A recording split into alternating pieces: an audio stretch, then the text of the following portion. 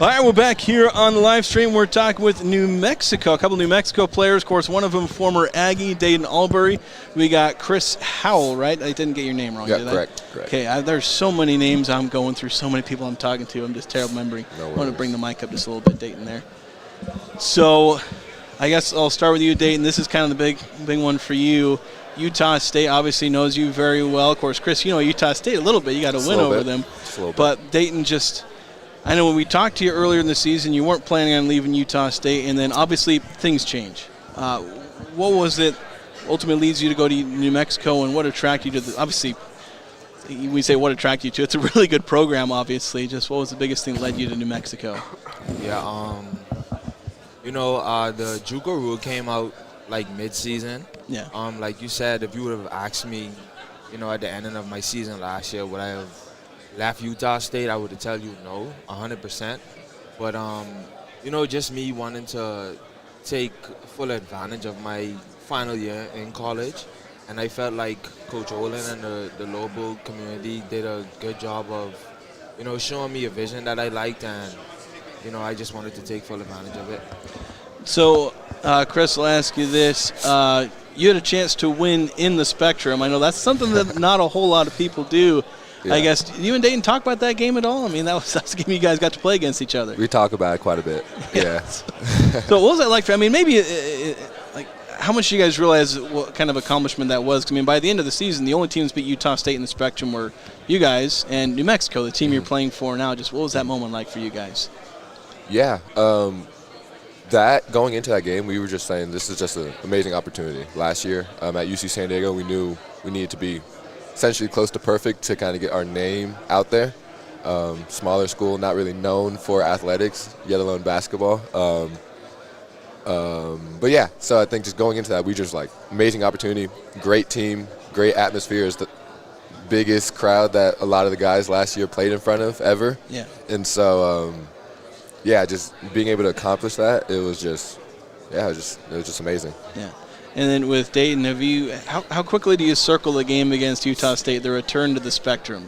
We already circled it from the day it came out, which is crazy because it's actually the last game of the regular season that we go to the Spec. So I'm going to be anxious the whole year waiting on that day. So that seems New Mexico keeps playing Utah State late in the season. I don't think it happened much last year, but where Darius Brown hit that shot against New Mexico was the last game. Seems like they're gearing up for what should be a really exciting matchup from two teams that are expected to be near the top. Yeah, I don't know if it was kind of intentional. I don't want to make it all about, me transferring. Yeah. But, it's kind of crazy that it's the last game of the season. Yeah. You going to the Utah State New Mexico football game this Saturday? Yeah. No. Are you gonna be on the road? Yeah. We're actually going to do a scrimmage this weekend. Who are you guys playing again? Washington State. Washington State. That's right. So I guess just as you guys are gearing up this offseason, a lot of new players. I think there were any players returning from last year. It's an entire new team, brand new coaching staff. There's some Mountain West teams that have had to do that, or at least close to near that. Mm-hmm. Just what's that like for you guys? Adjusting to that where it's an entirely new team. Yeah, I mean I can start and then pass it on to Deyton, but I think it's been great. I think coming in first week, 2 weeks. Obviously, everybody's new. Yeah. Only me and one other player knew Coach Olin and the coaching staff prior. And so, brand new team, came in, a lot of team bonding, a lot of different exercises and things like that. But, seeing the growth from week one to now outside of basketball is just the guys love being around each other. It's Deyton said it in one of our interviews not too long ago. It feels like we've known each other forever. And that just naturally translates onto the court, just seeing guys connect with one another, just the kind of that vision that he was talking about. It's everybody sees that same vision and everybody's buying into it. It's been great. It's been great. Yeah, and just what's that with New Mexico? Obviously, this is a storied program. It's been historically good in the Mountain West, and even having really good bounce back. Won the conference last year. What's the biggest key for you guys, Deyton, as you're looking to continue that, even as a group that's entirely new, at least to New Mexico? We know we have a lot to live up to. We are all aware.